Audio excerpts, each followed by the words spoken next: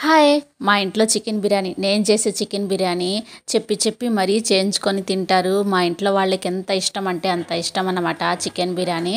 So, మరి నేను ఈ చికెన్ బిర్యానీ ఎలా చేశానో చూపిస్తాను. ఎక్కువ ఘాటు అయితే ఉండదు.